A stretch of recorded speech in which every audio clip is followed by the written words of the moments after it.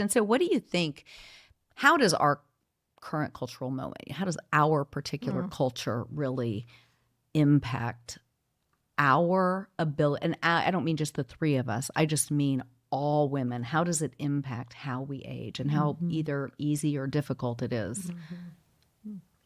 I mean, life has a symmetrical sweep to it, and we have a culture that only values one half of it, maybe not even all of the one half. And I would say that really the way that I find that women think of aging is like it's this disease they don't want to contract. And so there are shots that can keep you from getting the disease. There are pills that can keep you from getting the disease. And there are surgeries that can that can preserve you from the disease. And it's such an odd way to think about the aging process. But I think it's a response to a very true idea that is embedded in our culture, that aging is the equivalent not of increasing in value, but of moving into obsolescence. And so and nobody wants to be obsolete. And we understand obsolescence in a way that even previous generations didn't, because we probably have our first iPhone in a drawer somewhere, or I found my Walkman from when I was in high school. And my husband has a jam box up in the attic that his mom engraved his name on, because just in case anyone was going to steal it. So just amazing. If you guys want to play a cassette, let me know. And I think about there's that jam box, and then 2 floors down is this vase that I received when my mom passed away. It's not worth like thousands of dollars, but it's worth maybe 150, 200. And if I keep it another 30 or 40 years, it will increase in value. And we don't think of the elderly like that. We think of the elderly like the jam box, that they're obsolete. But that's a new cultural development, speaking worldwide and historically. That's a new way of thinking about the aging process. My husband does ministry in Kenya, and they have called him aged, and it's a compliment. And so I have also started calling him aged because it's fun. And but you're right, it is not something that our culture values. And so how do we, no matter where we are on this, this aging journey, this aging spectrum, how do we end up shaping our own thoughts, not about our aging, but about the aging of others? How do we push against that in our own hearts? Well, and even just to answer your other question, I was thinking the other day how much I am being shaped by Instagram. I normally think of it as, the poor young girls who are being shaped by Instagram. Right. How difficult must it be to be 18 or 20? Or I can even remember on Facebook when all the young moms were posting their babies at 3 months and 6 months in the onesies. And I was like, I'm so glad I didn't have that. That would be real pain to get organized. But yet I'm realizing, it really is impacting me. Yeah. Like I'm looking to see what should a 50-year-old look like. Yes.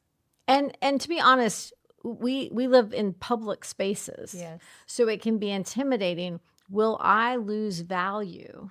Oh, yeah. Will people still listen? Because they're listening to the 29-year-old Instagrammer. Right. And will they still value the aged? Yes. And it's often related to beauty, to be quite honest. Right. Because even those 29 influencers are often highly attractive. And so there's this, I think we have more images put forth. For sure. And it's impacting all of us. Whereas I don't really remember my mom talking or thinking about this a lot. I think there was maybe just more of a settled acceptance. I don't know if that's true. How do you, Definitely my grandmother, I would say. There was just that settled acceptance and almost, and I almost look at that now with a little bit of envy, that I wish that was, because I know for me, it's a constant act of asking the Lord to give me self-forgetfulness and humility, just even in my own aging body, that I wouldn't get unduly preoccupied with it. Well, I think historically self-forgetfulness has been one of the gifts of the aging process. And now we're in a cycle where even in your 20s, you're supposed to be thinking about wrinkles before you even have them. Yes. So like even in the only decade where they weren't even supposed to be on your mind, you're being told that they should be. Yeah. And so you get into this cycle where I've sometimes thought of it, it's like elective body dysmorphia, where we've chosen to have a dysmorphia where, like I just said, I felt like I'm 24. You guys said an age that's younger than you are. And then there's a whole industry that rushes toward that and goes, well, if you feel that way on the inside, why wouldn't you look? Why don't you want your outside to look like the way your inside feels? Well, it's because the way I feel on the inside is not true. Yeah. It's not, and what the Bible tells us is you got to pay attention to the truth of your age, no matter how you feel. And I'll feel it like people will often say to me, because I'm not covering my gray. I have not really I've got it like right here at my temples. And this is we're not about to yell at you about whether you're dyeing your hair or not. But I am, just to be, wait for the point. Yeah, you are dyeing your hair. Yes, Yeah. And so I'm not like saying dyeing your hair is bad. I have not really had to because my gray has come in so slowly. And so people would say to me, oh, you look so young for your age. And I have to really ask myself, what is that feeling I just had when they said that to me?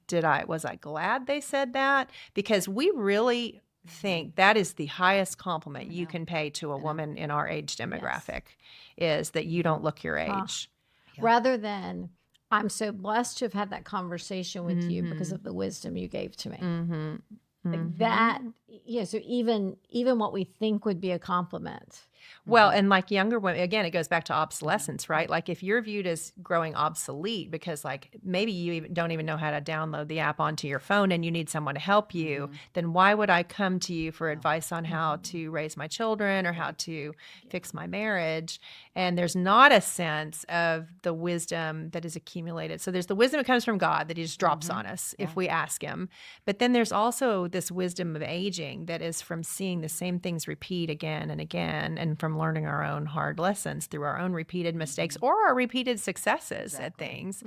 And that is something that I think younger generations are not, they don't want to look to an older generation for that because again, if we can't even handle the tech, how can we handle what do we actually know? What do we actually know? I mean, the world has changed so much. How do we, and this is to say nothing of even like the divides in the way that we view politics or the way that we view religion because of how we've been so bifurcated through social media and all kinds of forces.